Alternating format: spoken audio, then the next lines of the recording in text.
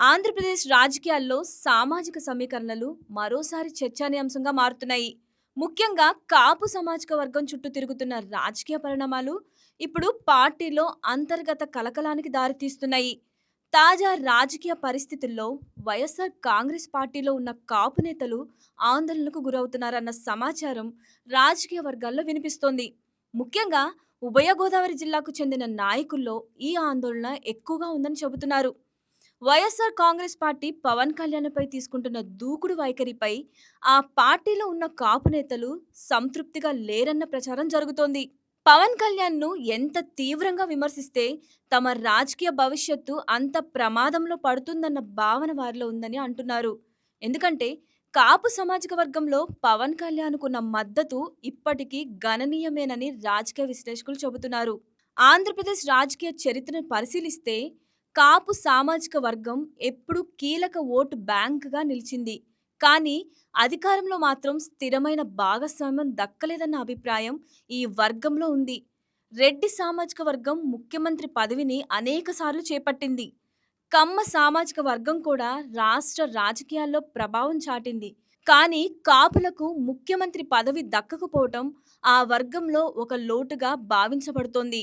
గతంలో వంగవీటి మోహన్ రంగా నాయకత్వం ఎదుగుతున్న దశలో హత్యకు గురయ్యారు.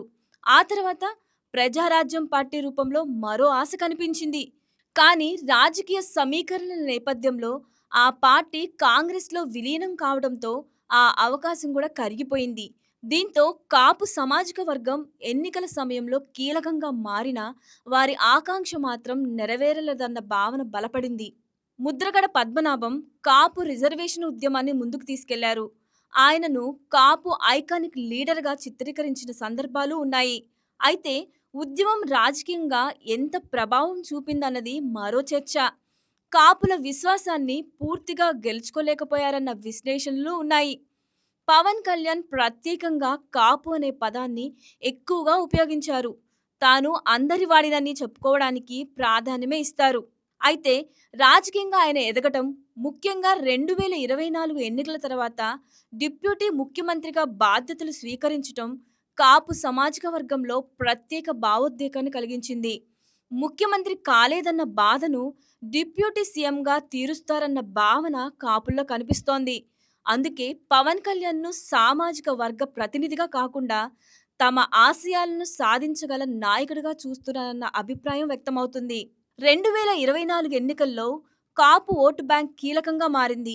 పవన్ కళ్యాణ్ సూచించిన కూటమికి కాపులు గణనీయంగా మద్దతిచ్చారని రాజకీయ విశ్లేషకులు చెబుతున్నారు.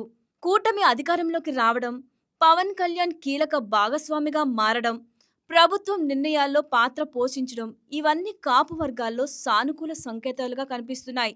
అయితే పవన్ కళ్యాణ్ స్వయంగా కుల ప్రస్తావన చేయకపోయినా కాపులు ఆయన్ను తమ నాయకుడిగా భావించడం రాజకీయంగా ముఖ్యమైన పరిణామం. ఇలాంటి పరిస్థితుల్లో పవన్ కళ్యాణ్‌పై తీవ్ర విమర్శలు చేయాల్సిన పరిస్థితి వస్తే వైసీపీలో ఉన్న కాపు నేతలకు అది రాజకీయంగా ఇబ్బందికరంగా మారుతోంది. మొన్నటి అంబటి రాంబాబు అరెస్టు ఘటనలో కాపు నేతలు స్పందించాలని వైసీపీ నుంచి ఫోన్ కాల్స్ వెళ్లినట్టు ప్రచారం జరిగింది. కానీ ఆశించిన స్థాయిలో స్పందన రాలేదని సమాచారం. దీంతో కాపు సామాజిక వర్గంలో పవన్ కళ్యాణ్ ప్రభావం తగ్గలేదన్న అభిప్రాయం బలపడింది. కాపు సామాజిక వర్గం సంఖ్యాపరంగా గణనీయమైనది అయినప్పటికీ రాజకీయ విభజన చెందుతూ వచ్చింది. అదే పరిస్థితి కొనసాగితే ప్రభావం తగ్గే అవకాశం ఉంది. అయితే ఒకే నాయకుడి చుట్టూ సమీకరణ జరిగితే అది రాష్ట్ర రాజకీయాల్లో నిర్ణయ శక్తిగా మారవచ్చు. ప్రస్తుతం కనిపిస్తున్న పరిస్థితుల్లో పవన్ కళ్యాణ్ చుట్టూ సమీకరణ జరుగుతోందా? లేక ఇది తాత్కాలిక ప్రభావమా? అన్నది రాబోయే కాలంలో తేలనుంది. ఆంధ్రప్రదేశ్ రాజకీయాల్లో కాపు సమీకరణలు మళ్లీ చర్చకు రావడం యాదృచ్ఛికం కాదు. పవన్ కళ్యాణ్ ఎదుగుదల, కూటమి ప్రభుత్వంలో ఆయన పాత్ర, వైసీపీ వైఖరి ఇవన్నీ కలిపి కొత్త రాజకీయ సమీకరణలకు దారితీస్తున్నాయి. వైసీపీలోని కాపు నేతలు తమ భవిష్యత్తుపై ఆలోచనలు పడుతున్నారా? పవన్ కళ్యాణ్ ప్రభావం ఇంకా పెరుగుతోందా? లేక రాజకీయ పరిస్థితులు మళ్లీ మారతాయా? ఈ ప్రశ్నలకు సమాధానం రాబోయే రోజుల్లో స్పష్టమవుతుంది.